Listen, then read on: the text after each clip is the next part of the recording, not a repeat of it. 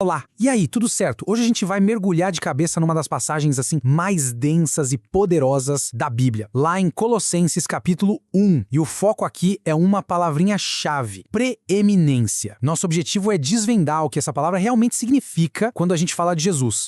Para a gente entender essa ideia, vamos fazer uma jornada em 5 partes, beleza? Primeiro, a gente começa com a pergunta principal. Depois, vamos investigar uns títulos bem grandiosos que são dados a Jesus. Aí, a gente explora os papéis dele como Criador e Redentor. Vamos até usar uma história para ilustrar isso. E, por fim, a gente vê o resultado de tudo, que é a reconciliação. Beleza?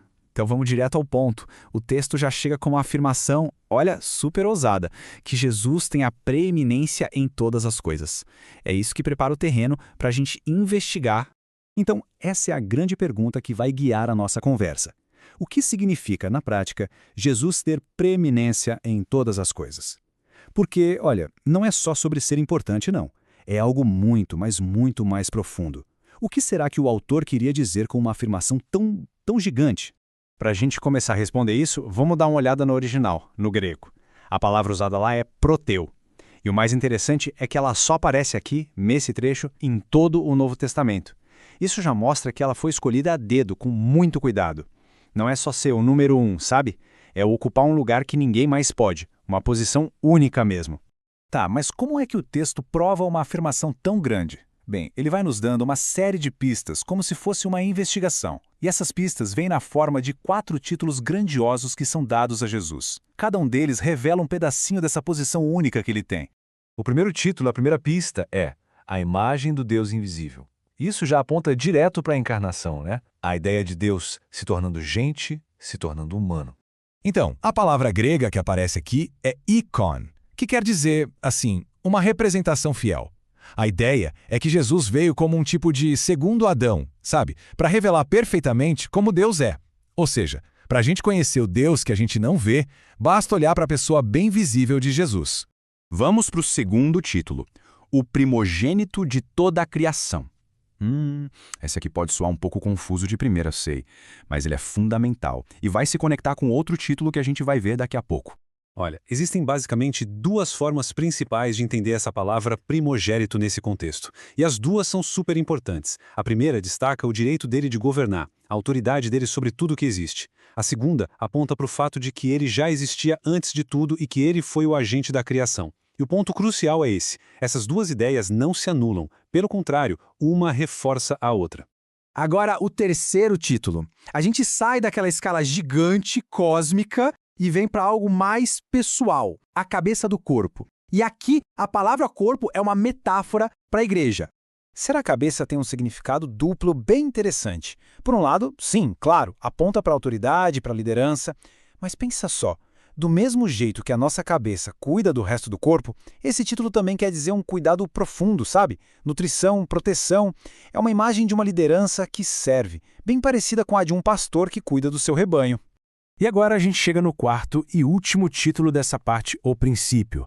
Uma palavra tão simples, né? Mas com um peso teológico gigantesco que nos leva lá para o comecinho de tudo.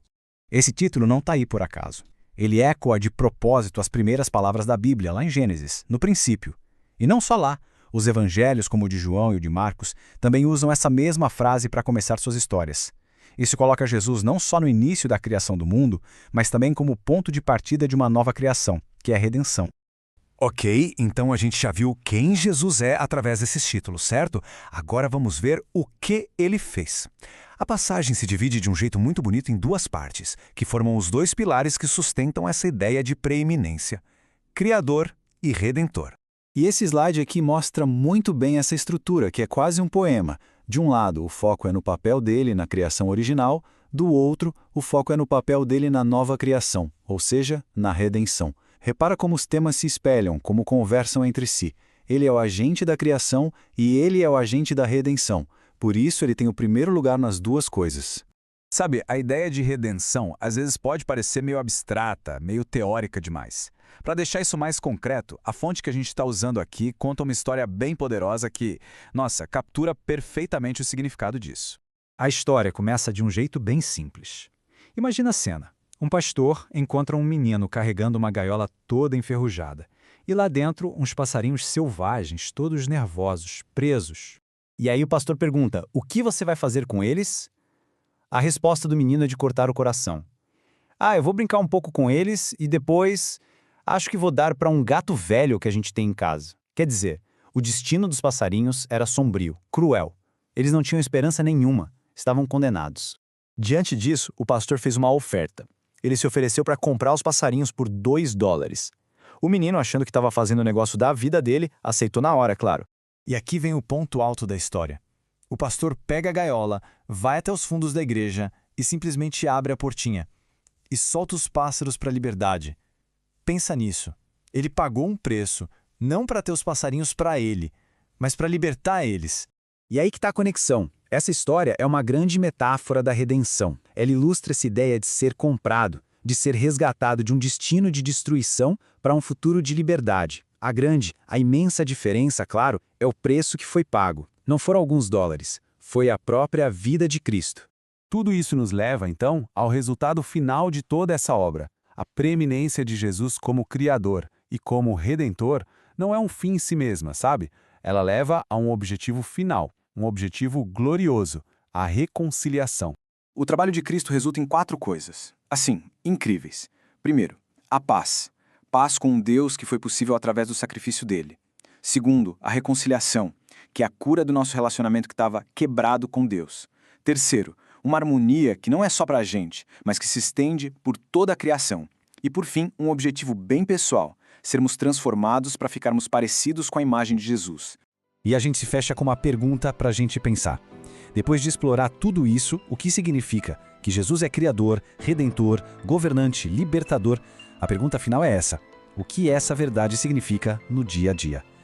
Como é que essa soberania universal dele se torna uma fonte de esperança real no meio dos desafios da vida? Fica aí a reflexão. Muito obrigado pela companhia nessa nossa análise.